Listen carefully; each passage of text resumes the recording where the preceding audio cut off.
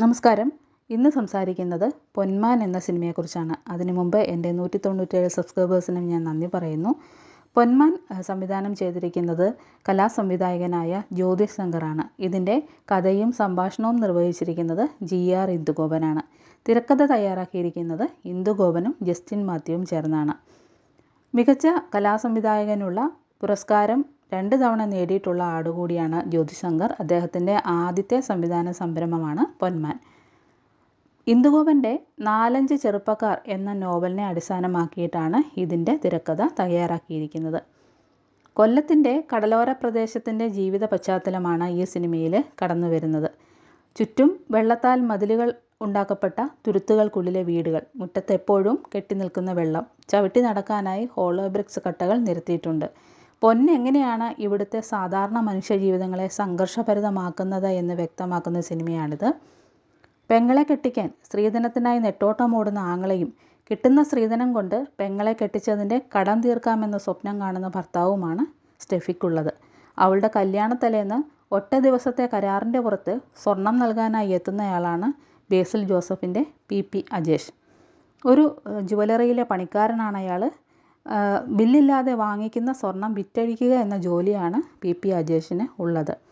സാധാരണക്കാരൻ്റെ ജീവിതം എന്നും ഒരു പോരാട്ടമാണെന്നും ആ പോരാട്ടത്തിൽ ഒരു ഇഞ്ച് പോലും തളരാതെ വിട്ടുകൊടുക്കാതെ പങ്കെടുക്കണമെന്നും ഇടയ്ക്ക് ആഘോഷിക്കാൻ വീണ് കിട്ടുന്ന ഒരവസരവും വേണ്ടെന്ന് വയ്ക്കരുതെന്നും വിചാരിക്കുന്ന ആളാണ് PP അജേഷ്. സ്റ്റെഫിയുടെ ഭർത്താവായി എത്തുന്ന മരിയോ അവളുടെ ഭാഷയിൽ ഒരു രാക്ഷസനാണ്. ആ രാക്ഷസൻ്റെ കൂടെ നിന്നുകൊണ്ട് അജേഷുമായുള്ള കരാർ പാലിക്കാൻ അവൾക്കാകുമോ എന്ന ആകാംക്ഷയാണ് ഈ ചിത്രത്തിന് ഒരു ത്രില്ലർ സ്വഭാവം കൊണ്ടുവരുന്നത്. സജിൻ ഗോപുവാണ് മരിയയുടെ വേഷത്തിലെത്തിയിരിക്കുന്നത്. അംബാനിൽ നിന്ന് ഒരു 10 അടി ചാടിക്കടന്നുള്ള കഥാപാത്രമാണ് മരിയോ. അത് അയാൾ വൃത്തിക്ക് ചെയ്തിട്ടുണ്ട്. ബേസിലിൻ്റെ കാര്യം പിന്നെ പറയാനും വേണ്ട. PP അജേഷിൻ്റെ പെർഫോമൻസിൽ ബേസിൻ്റെ ഒരു പൊടി പോലും നമുക്ക് കണ്ടുപിടിക്കാനാവില്ല. അത്രയും മികച്ച ഒരു പരകായ പ്രവേശം എന്ന് വേണമെങ്കിൽ പറയാം. ഒരു സീനിൽ മരിയയുടെ മുഖത്ത് നോക്കി കൂവുന്ന ഒരു സീനുണ്ട്. ഏറ്റവും ഇഷ്ടപ്പെട്ട ഒരു സീൻ കൂടിയായിരുന്നു അത്. അതുപോലെ തന്നെ ക്ലൈമാക്സിലെ ഫൈറ്റ് സീനിലെ ചില സീനുകളും ബേസിൽ അത് ഗംഭീരമാക്കിയിട്ടുണ്ട്.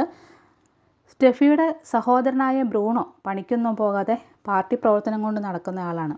അവനവൻ അധ്വാനിച്ചുണ്ടാകുന്ന പണം മാത്രമേ ആവശ്യത്തിന് ഉതകൂ എന്ന് ബ്രൂണോ അനുഭവിച്ചറിയുന്നുണ്ട്. ആവശ്യം വന്നപ്പോൾ പാർട്ടിയോ പള്ളിയോ ഒന്നും അയാളെ സഹായിക്കാൻ ഉണ്ടായിരുന്നില്ല.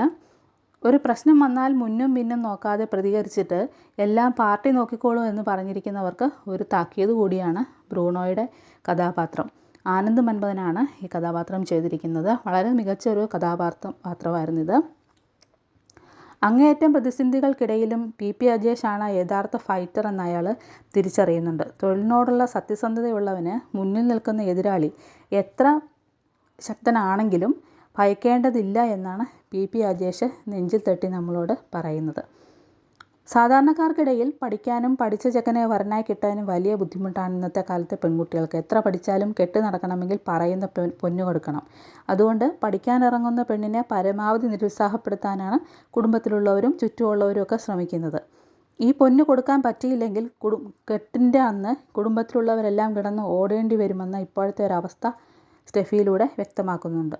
എന്നാൽ പെണ്ണിന് പത്തരം മാറ്റി നൽകുന്നത് പൊന്നല്ല വിദ്യാഭ്യാസമാണെന്ന തിരിച്ചറിവ് നൽകുകയാണ് സംവിധായകൻ. ലിജോ മോളാണ് സ്റ്റെഫിയെ അവതരിപ്പിച്ചിരിക്കുന്നത്. ഇതുവരെ ചെയ്തവയിൽ ഏറ്റവും കൈയടക്കത്തോടെ ചെയ്ത കഥാപാത്രമാണെന്ന് പറയാം. പിന്നീട് ഏറെ ഇഷ്ടം തോന്നിയ ഒരു കഥാപാത്രമാണ് ദീപക് പർമോളിൻ്റെ ശർമ്മയുടേത്. ഒറ്റ ദിവസത്തെ പരിചയത്തിൻ്റെ പുറത്ത് ശർമ്മ ഏറ്റെടുക്കുന്ന റിസ്ക് ചില്ലറയായിരുന്നില്ല. തൻ്റെ കാര്യം മാത്രം നോക്കി ജീവിക്കുന്ന ഇന്നത്തെ ആളുകൾക്കിടയിൽ അത്യപൂർവമായിട്ട് കിട്ടുന്ന ആൾക്കാരാണ് ഇങ്ങനെയുള്ള ആളുകൾ. പിന്നീട് ചിത്രത്തിലുള്ള 2 അമ്മമാരും വളരെ മികച്ച പ്രകടനം കാഴ്ചവെച്ചു. സംഗീത സംവിധാനം ജസ്റ്റിൻ വർഗീസിൻ്റേതായിരുന്നു. അതും നന്നായിട്ടുണ്ട്.